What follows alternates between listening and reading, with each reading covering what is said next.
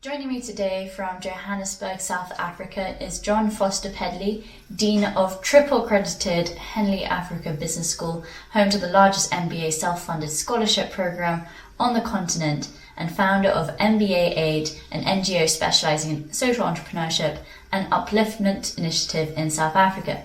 Jon, welcome to the podcast. We are very grateful for your time and invaluable insight this morning. Well, thanks very much, Francesca. It's wonderful to be here and talk about what's going on here. Thank you. So we're very interested to find out what's happening in South Africa, and particularly for some South African expats who are worried about the situation with you. In Britain, if I may, we've had some sort of mixed messages from Boris with social distancing. So we've actually seen quite a few people not respecting the social distancing rules, going to parks and beaches, and now they've come in with stricter measures.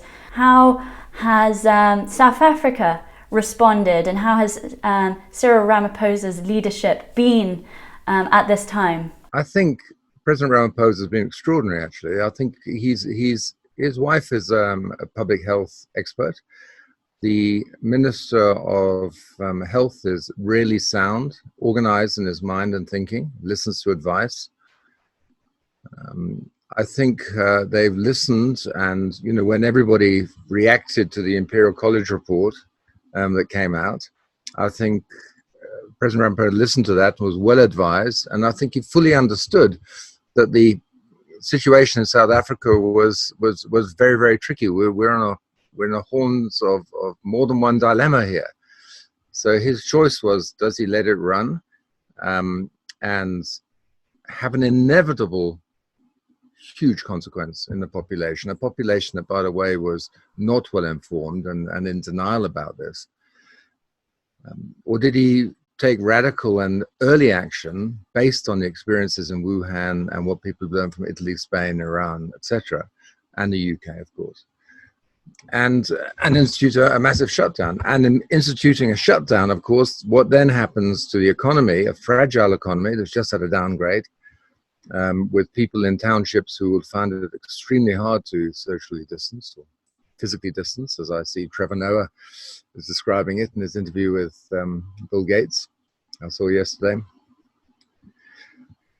But the consequences of not shutting down would be so massive, I think, that he took a very brave action and took an aggressive shutdown before there were any deaths.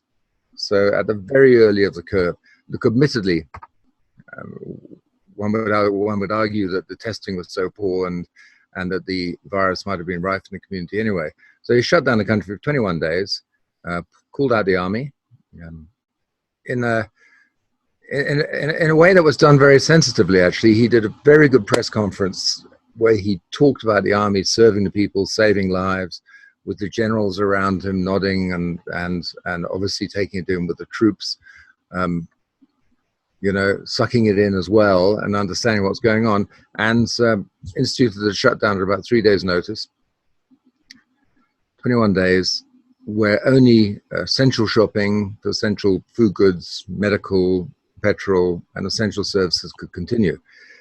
And we're in it. We're now in day 8. It seems to be going reasonably well. It's very hard to tell what the news is in the townships, where people find it very hard actually to do that. But I have to say, I think most of South Africans are really impressed and reassured by his leadership, and particularly reassured by his ability to connect with people internationally. So that's what started. BBC said it was one of the most strict lockdowns in the world. And he's put out 10,000 people to test for coronavirus, although like everywhere else, we're really short on testing kits. We've recycled the TB testing organizations into COVID testing organizations. And the World Health Organization Director General has praised President Ramaphosa very much for doing this. And we are going to participate in the Public Health Emergency Solidarity Trial with the World Health Organization to try and find effective COVID-19 treatments. Anyway, I could talk forever, but that's a long answer to a very short question. What's the start? Well, that's incredibly, that's an impressive response. I suppose within the African continent itself. Over the last decade, it's had to deal with Ebola and malaria and AIDS. So perhaps the medicine is further along, or the sort of community response effort is you have systems in place for dealing with this pandemic, which other countries can maybe look to. Would you say that's correct? No. No. I wouldn't say we've got systems in place, I regret to say. I think what we do have, though, is an alertness and a consciousness and an understanding. There's a certain precariousness in living in many African countries that I think is systemically sort of present in one's consciousness. Not in everyone.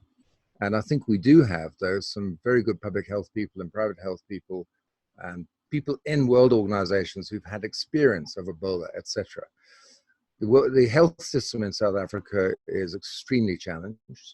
It traditionally has been for many, many years. We've got two tiers. We've got a private health system, which is world-class, I would say, better service than you would get in many, dare I say it, in the NHS, for that privileged number of people who can afford that. But for the rest of people, it's absolutely deeply challenged. And it hasn't been helped by the kleptocracy we just lived through of the state capture with the Zuma years, where it's probably 1 trillion or 1.5 trillion rands has been stolen from the fiscus, 1/7 of our GDP taken and put offshore. And if you want to do your maths, you know, it was about 20 rands to a pound, so 1 trillion, you can work it out. A lot of money. Wow. So that means that we've been in a very, very difficult position indeed, from the health point of view. The HIV situation has been, I think, in the end, pretty well handled. Although we've got a lot of HIV cases, the process for management is well settled. ARVs are available. However, there are probably about 2.5 million people with HIV who are not on ARVs, who either haven't been tested or who haven't gone for treatment or not taking the treatment, non-compliant, etc., which means that in terms of COVID, we've got an extremely vulnerable population. That's a shame that money hasn't sort of been reinvested in South Africa to sort of build up its resilience at this time to deal with this sort of crisis. And in England, there's been a massive call out to manufacturers and supply chain to provide PPE, so masks, and also ventilators, even hospital beds. Some hotels have offered beds. We've now seen the Excel Centre. It's going to be set up as a temporary hospital. And of course, you've touched on testing. How have local businesses sort of adapted to these changing demands? And is there a way for local businesses to receive funding to meet these challenges? Yeah. If I may, I'll just circle back to that and just say a little bit more about the situation in South Africa, because people won't know about it. So I've mentioned the state capture years, which are these 8 years of a government that was stealing everything. But beyond that, the Ramaphosa government came in, which was turning that round aggressively, needing support. But that support has only really started to, in fact, you could argue that this crisis will be a burning platform that would allow people to see beyond the consequences of corruption, because corruption affects the poorest people mostly. So what's happening is that the private sector is piling in behind Cyril Ramaphosa as a government quite a lot. We have the highest Gini coefficient in the world, which means we're extremely vulnerable with the amount of poor people we have to this. Lockdown will be challenging, and we may get social unrest. But because of the good leadership and because the private sector is piling in behind these initiatives, we're getting some really, impressive responses. I have a great respect for what people are doing. The difficulty in turning production into ventilators, masks, and turning brewers into making isopropyl alcohol, etc., is that it takes a little time to do that, and a matter of resources. What Africa needs now is a massive impetus of aid and support from international aid agencies and international community. People might say, oh, not again, what does Africa need this for?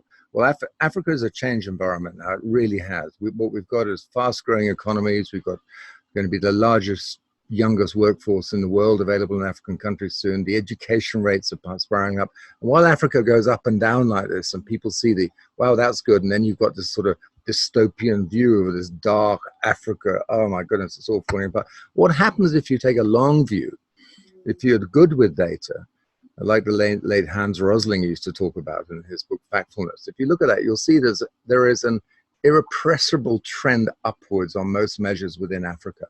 This is going to knock us, of course. But what you're seeing is a more vital, intelligent, mobile Africa. We educate Africans, and we have them educated on a triple accredited international MBA, for example, which is measured offshore and which is assessed offshore blind. The Africans, and they're representative of the racial and demographics of South Africa, over 50% women, over 80% black, they do as well, if not better, than the Danish, the Malaysians, the Germans, and the British in our assessments. So that's what people don't understand about Africa. We actually have a lot happening here, and there's a great upside. But we have a volatile, precarious situation. We have to live through this. So what we're finding is that it's very hard for people to find the resources just to turn their production round.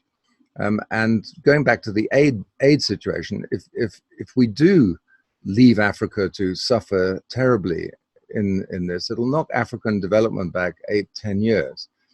That will have a large consequence on the international community and international economies. What you're going to see is more migration, potentially more diseases. What you're going to see is slowing birth rates in Europe, etc. You're going to see a large, robust, muscular continent emerging, which will be in a chaotic situation. This is a brilliant time for aid agencies, whatever countries really want to get it behind these emerging economies, to put in significant money to smooth the curve here, to allow there to be less damage, to allow the economies not to sink too far, and then to build extraordinary loyalty with Western nations and all Eastern nations. Whoever helps Africa now is probably going to be the next generation of partners for one of the most sort of capable, potentially growing continents. So while we are actually going to be aggressively turning manufacturing towards these products, it's going to take a little bit of time. So on the ventilator situation, for example, Dyson and Smiths Industries are sharing IP, and many other people are as well. It's quite possible for us to turn into that sort of production. We will need some help though, but that help will be repaid, and both financially and in loyalty for a generation to come. Yes, absolutely. And they say that scarcity is sort of also the birthplace of a lot of resourcefulness and invention. And I was speaking to a couple of African businesses yesterday about their supply chain problems and how they were looking for cheaper materials to make masks from, and how, yes, a lot of countries are focused on their own situation, but I think you're absolutely right that foreign aid is essential at this time. And do you have any messages for the sort of businesses that are going to cease to exist temporarily during this time, the restaurants and tourism and retail, and what they should be maybe looking to do? And obviously there is a bit of a trade-off here between social distancing and keeping the economy going. But is there some hope, or can they access funding and sort of relief support at this time, and bailouts, that sort of thing? It's really hard for people. Obviously, we've got a 3-week lockdown. Wouldn't it be nice to believe that was all it was going to be? You're seeing extensions being mooted now in other countries around the world to 6 weeks or longer. We all know by now, we're all pretty much clever epidemiologists. We understand the curves. We know that it's going to take 4 to 6 weeks, takes 3 to 4 weeks maybe, just to stop the transmission or reduce it from the 20 to 6%, I think it was in where was it? I remember Germany maybe. And that will be, but in our situation, we've got many people who can't comply, who will be living in very crowded conditions without access necessarily even to running water in some cases, or that's rare now, who are required to go outside communal toilets, who are required to go to small shops to get things to manage social distancing or physical distancing. Then it's very, very hard. And those people will really struggle. The government will support that. But for the restaurants and other businesses that are depending on passing and physical trade, it's going to be very tough. I mean, the point is, though, that I think we're facing a transition in economics and a transition in the world where we are going to virtualize and distance so much more. What we believe is a good life will probably change as well. There's far too much, I believe, and sort of focus on consumerism, acquisition, stimulation of the senses to, you know, that we live off this continuous stimulus of what gives us value are these acquisitions and purchases and tangible things. I think we're going to see a very different way of life. I think that the epidemic is going to force us to understand, say, just take corruption. Corruption has always affected the poor worse than anybody else, but it's always discussed in abstract terms as if it was a corporate or government issue. It's never been that. The people who suffer from corruption are the most vulnerable because they don't get the schools, the roads, the education, everything that they should have because public money has just been sucked away. And those are the issues. And there's always a scapegoat, which is normally an outsider group, be it black, white, Chinese, French, Germans, classes, North, South, England. It doesn't really matter what it is. We always project onto something else. So I think we are going to see a change in the way we understand consequences. So if you are going to be corrupt or pollute or invest in things that you don't have to pay for and cause damages, climate damages, this is not going to be possible to get away with anymore. The connectivity that we're seeing, the interdependence that an issue like COVID forces us to understand that we are all dependent on each other. And the fact that we are fooled by rhetoric and fake news and false science and just projective nonsense I think more and more people are going to come on board with that, and you'll see a great tension emerging. But the movement will be towards a far more conscious, aware nation. And I don't even mean spiritually aware. I'm not talking politics here. I'm just saying we are going to see consequences better.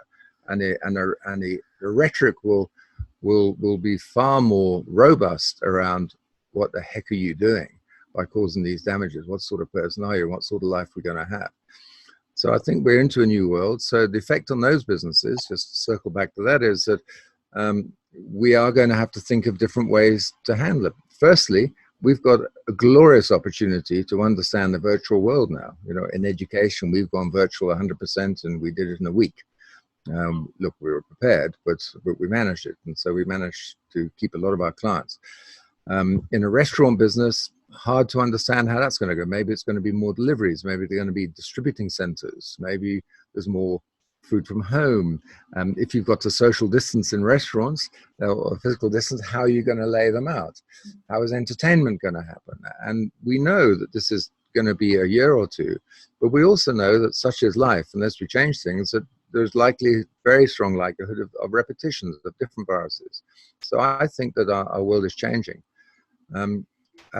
And in a sense, that's very hopeful, because without a sort of cataclysmic insight like this, how on earth are we going to face up to the steamroller of a sort of Milton Friedman style economy, which is not really understanding the consequences, and move towards something like in that book called Prosperity by Colin Mayer, who was the dean of Said Business School in Oxford, where he talks about economies should be about prosperity rather than profit. Now, how do we create a prosperous and thriving economies? This, I think, is going to become mainstream conversation. It's going to be understanding what we do better. And it's also going to assimilate conversations about Africa and other parts of the world far more deeply into national conversations, in spite of the lurching towards nationalism and closing of walls and the rejection of globalization that you're going to see in the Trump and reflected in Brexit. So it's a very interesting time for us all, and I'm going to stop now because I'm just rambling on, really. But this is, as you can see, something I think is I feel very passionately about, and I think it's a big transition point.